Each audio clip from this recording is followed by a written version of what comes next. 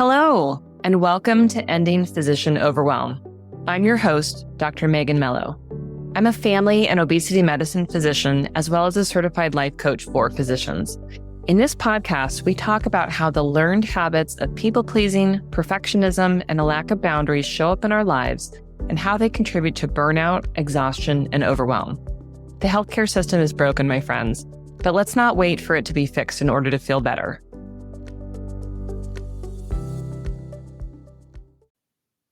Well, hello, my friends, and welcome to another episode of Ending Physician Overwhelm. I am so glad that you're here.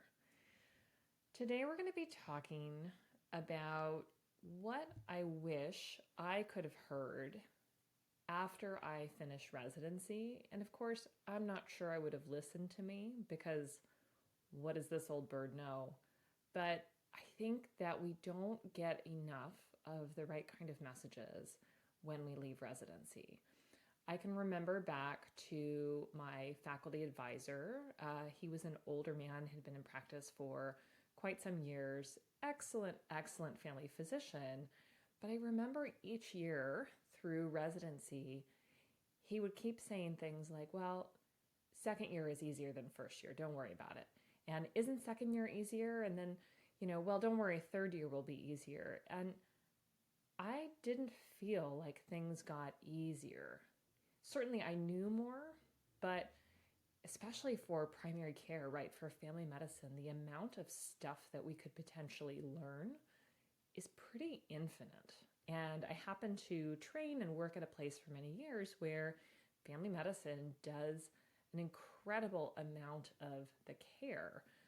Lots of procedures, lots of complex management. I know that that's not the same in all settings, but we really were very hands-on, doing a lot of things, and there was always more to learn. Now, certainly that is not unique to family medicine or primary care in general, right? There is always more stuff. But what we don't really get to talk about when we leave residency is how we need to change the way that we think, right? Residency, fellowship, medical school, those are all relatively finite situations, right? You're going to be here for a certain number of years. You're going to learn a certain skill set, right? There are certain competencies that we have to pass through, right? And then you're out on the other side where there are no duty hours. There is a lot less oversight in terms of people looking after your well-being, right? If there's anybody out there at all doing that, things are quite different. And yet, if you, like me, was a really great resident, right? Someone who was accommodating, flexible, hardworking, always willing to pitch in and do more, right? I remember as a third-year chief resident, right? I was often just filling in the extra shifts myself, right? Rather than ask somebody else to do it, right? I will just handle it. If you, like me, came out of residency and felt like it was still time to earn gold stars and it was still time to impress people and keep working at that pace, this is the conversation for you. And I hope I'm catching you earlier than I'm catching myself. All right, so let's dive in. All right, so here are a number of things. I've got 5 things written down, but we'll see if I don't come up with more as we're talking. But things that you really need to understand once you leave residency training. Number 1, Prozac is not a mental health plan. What do I mean by that? I mean that slapping some medications or even some therapy onto yourself and just treating it like that's sufficient is not going to work when it comes to figuring out how do I take care of myself in this complex, people-centric work where I'm dealing with real humans, real emotions, real disease, real stress. How am I going to take care of myself? And of course, as the deliverers of care, especially if you're socialized as a woman, you are often asked more questions by staff and by patients.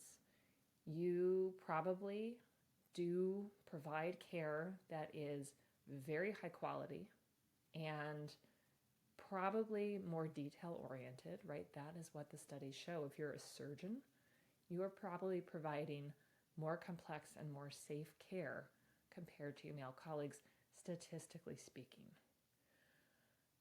Because of that, we can't just treat our mental health as something we can just slap a pill on and walk away, right? That is trying to address the absence of disease, right? The absence perhaps of depression symptoms or anxiety symptoms. And don't get me wrong, you may need that, right? A lot of physicians are on antidepressants, sadly, but that is not sufficient for your mental health. You also need boundaries. You need proper support to do the work that you do and proper support at home, whatever your other responsibilities are. And you need rest. Prozac is not a mental health plan. All right, number 2. Your needs don't match the needs of other people, meaning specifically your colleagues. When we are in training, we are treated as though everything needs to be fair and equal. And perhaps this has changed to be more equitable, right? Which is not the same thing as equal. But everybody sort of needed to be the same, needed to do the same number of shifts, needed to have the same sort of sets of resources at a baseline. So we became socialized to think that that means that everybody has to do work the same way and then it's going to look the same for every single person. My friends, this is not the case when we are out of training. What you need may be different from your colleagues. And it's true that big medicine hates that. It hates that some people might go faster or slower than other people. It hates that some people might really dive into more complexity and do more detailed care than other people who are able to churn through patients more quickly. It hates that somebody might not choose to work full-time, even though it knows that full-time is typically maybe 80 hours a week for most working physicians, when even if you work part-time, you're probably putting in 40, 50 hours minimum, right? Do the math, add it up.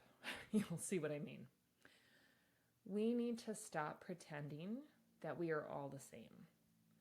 And we need to set up boundaries for ourselves so that we can honor our own needs, right? If you are more introverted and more empathic, you may need to have some protections in place so that you can protect yourself and take care of yourself, because the emotional burdens that you carry are going to be different than the emotional burdens of someone else.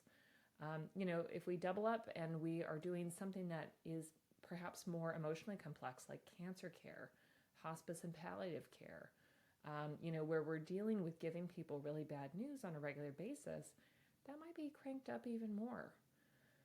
Now, again, unfortunately, our healthcare systems want to pretend that we should just be able to do full-time work, no problem, no accommodations, no consideration for what we need. That's their problem. And what we need to decide for ourselves is how much we're willing to work, what we're willing to say yes to, and to be very clear that when we want to say no, we're going to say no. And again, that might not be relevant to a particular emergency type situation, right? I'm putting that aside, right? If there's a code, you're not going to say no. But what I'm talking about is when we get pushed to join a committee or any number of the things that we get voluntold to do, right, to be a team player, we're going to need to say no, and you're going to need to say no based on your own needs and resources, regardless of what other people are doing. Again, that is tough in big medicine, but unless we do that, we will continue to drown. And I know that people here listening to my words right now know exactly what I'm talking about. I know that many of you have chosen to leave big medicine, right? And to take other opportunities so that you can create the future for yourself. And I just want to emphasize that because you are so used to working in the ways that you have been pushed to work, you're going to need to do this work too, where you sit down and decide, what are my needs and my resources, and how can I find the right amount of work that allows me to create a sustainable career.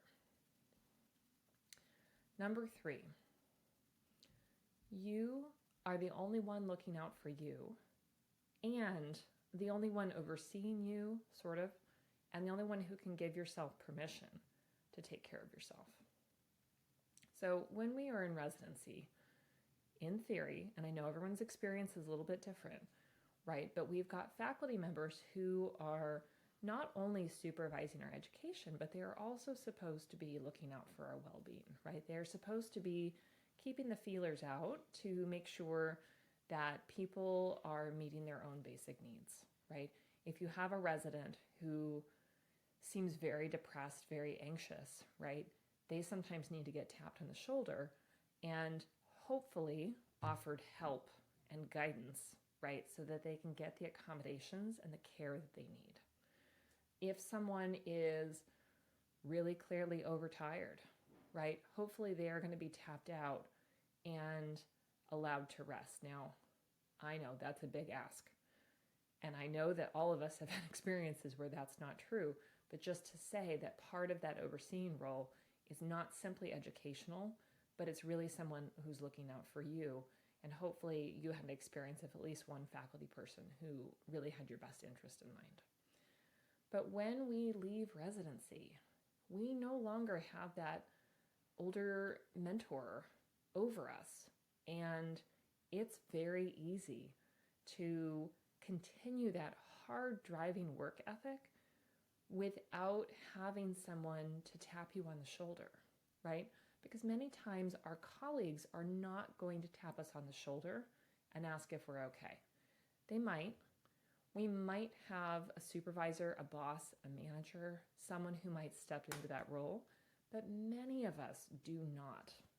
Part of that is the socialization of medicine and wanting to pretend, well, I don't want to bother them. I don't want to insult them. I don't want to imply that they're not doing an okay job. Or sometimes it's not wanting to acknowledge somebody else's stress because we might have to tap in and look and see that we're in distress too. There's a lot of reasons why this happens. And unfortunately, as we have to talk about far too often, right? We lose excellent physicians every year. So many, too many to suicide, right? Did somebody tap them on the shoulder? Was somebody looking out for them? Did somebody try and intervene? I don't know. I don't know how often that happens. And if it didn't, it should have. We need to be looking out for each other, but we also need to have our own back. We need to realize that if we are overly tired, if we are overly overwhelmed, if we're so anxious and exhausted and depleted and just feeling like there's no end in sight, we need to look out for ourselves.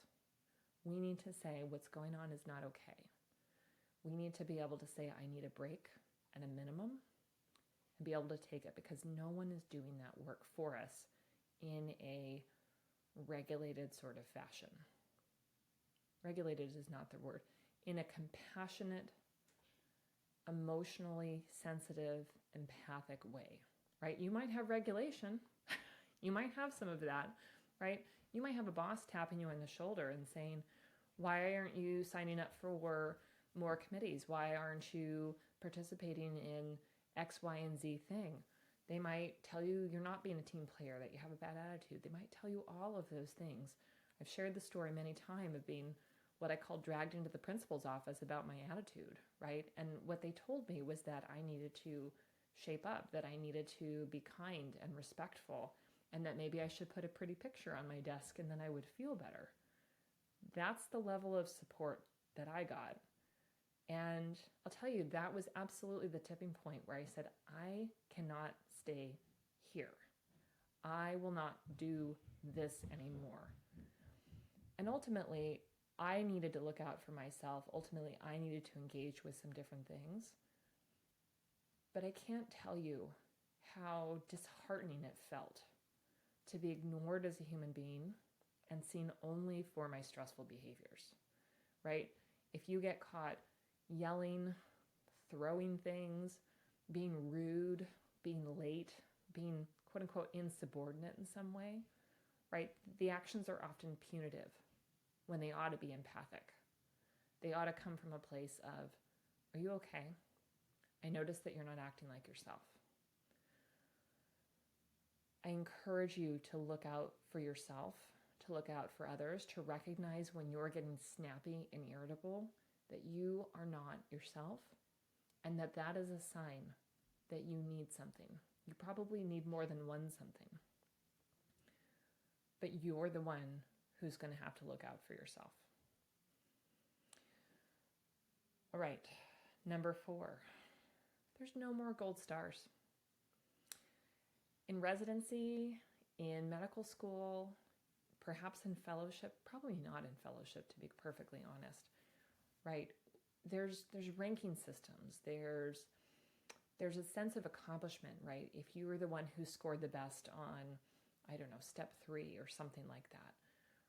There's all this sense of competition, although it often needed to be friendly. And if you were socialized as a woman, again, you probably wanted to do well, but not in a braggy, showy way. And so maybe you even held yourself back, right, from getting all the gold stars you could have gotten. But all of us are high achievers. We are highly driven people, driven by external factors, external validation.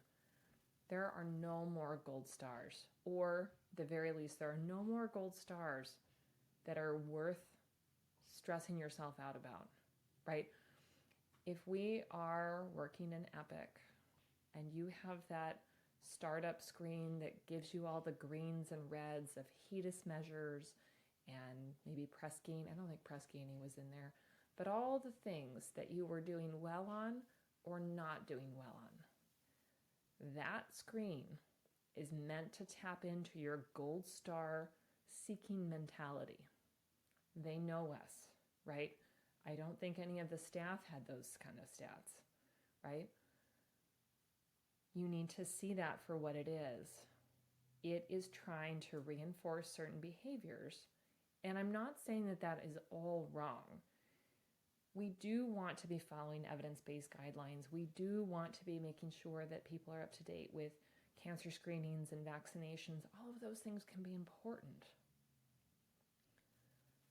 But we don't want to keep thinking that I need to get the top score in all of these metrics. Because when we do that, we will never, ever win that game. And I dare someone to tell me that I'm wrong. I dare you to tell me that you can be a well person who is living a sustainable lifestyle in medicine and meeting all of those metrics with greens everywhere and getting top Press-Ganey scores. I don't think that that's possible. And I'm not advocating that you dismiss any of those things. I'm not advocating that you ignore feedback. But what I am saying is that you're going to have to give yourself the encouragement and the validation that you're doing a good job. You're doing a good job for the resources that you have, even though you would probably design the system different. Give yourself gold stars if you have to. If you want to make a little star chart for yourself, and give yourself gold stars for finishing more of your notes on time, right? Leaving work at 5:30 when your last patient left the door at 5. Give yourselves gold stars for things that help to bring sustainability and fun and joy. Give yourself a gold star for connecting with a patient in a human moment and for also setting boundaries. Give yourself your own damn gold stars. All right, number 5. stop treating your body like it doesn't matter. In residency, in medical school, sleep deprivation, eating donuts in the break room when you can find them, or whatever crappy food is in the cafeteria, fueling yourself with coffee, those are all the name of the game. Those are not great behaviors at any time, but residency is finite. We are going to be in residency for a certain amount of time, and then we're not. And you are working an incredible number of hours in the stress of trying to learn and do at the same time, right? It is a particular kind of pressure crunch, and again, it is finite. When we leave residency, we have got the rest of our career to have sustainable and hopefully healthy lives.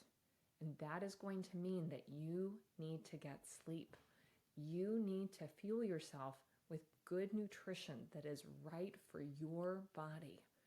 You need to exercise and move your body so that you are not constantly stuck at a little computer screen typing, or stuck hunched over in one position in the operating room, getting terrible neck pain. You need to take care of your human body. You need to empty your bladder. You need to take sick days when you are sick and febrile and vomiting, right? You need to take care of your body and start treating it like it matters, because it absolutely does. I think all of us could come up with stories of ways that we have pushed our bodies or our minds in some way that wasn't healthy, that wasn't good for us. And probably most of us have regrets over doing that in some way. Hopefully not big ones, but let's not let it get to that. Let's take care of our bodies and really show ourselves that we matter. All right, there's my 5 things. I'm going to run through them one last time. Prozac is not a mental health plan. You need boundaries, support, and rest. Number 2, your needs don't match the needs of other people's, and let's stop pretending like they do. You're going to need to advocate for what you need and to find a way to take care of yourself with that regard, right? You need to find a way that you can work in a way that works for you. Number 3, you are the only one looking out for yourself, and you owe it to yourself to look out for yourself, to notice when you are feeling overwhelmed, overrun, and get the help that you need, the rest that you need. Your life is too important to waste. Number 4, there are no more gold stars coming for you. You are perfectly welcome to give yourself gold stars, but give yourself gold stars for the right thing. Give yourself gold stars for working towards a more sustainable career that emphasizes high quality patient care, but ignoring all the crap that gets thrown at us about what they think it means, right? Do good work, but also set boundaries, set limits, have reasonable expectations for the resources that you have. Number 5, stop treating your body like it doesn't matter. Your body, your health, your brain, they matter. Sleep, eat, move your body, get health care, right? Go get your checkups and your mammograms and whatever else you're due for. Take care of yourself.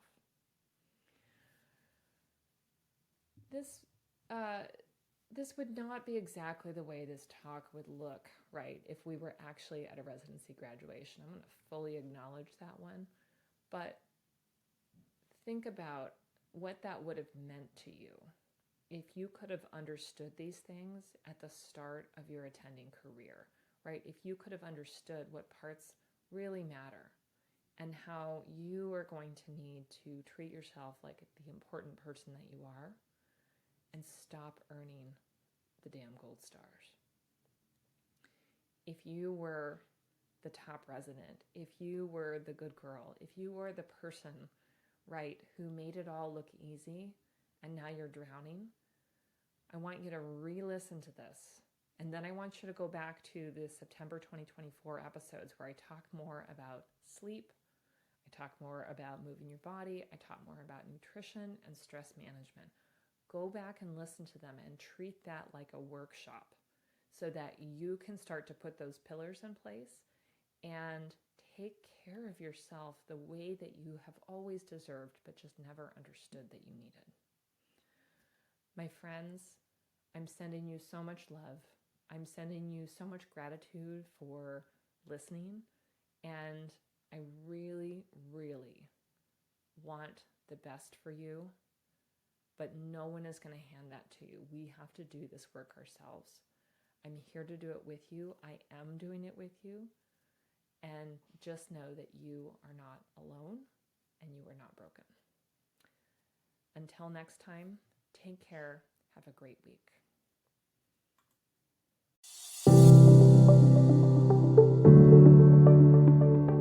Well, that's our show for today. Thank you as always for listening. To learn more about my coaching programs, head to www.healthierforgood.com. And if you love this podcast, please drop us a review on iTunes or support the show by clicking the link in the show notes. Until next time, take care.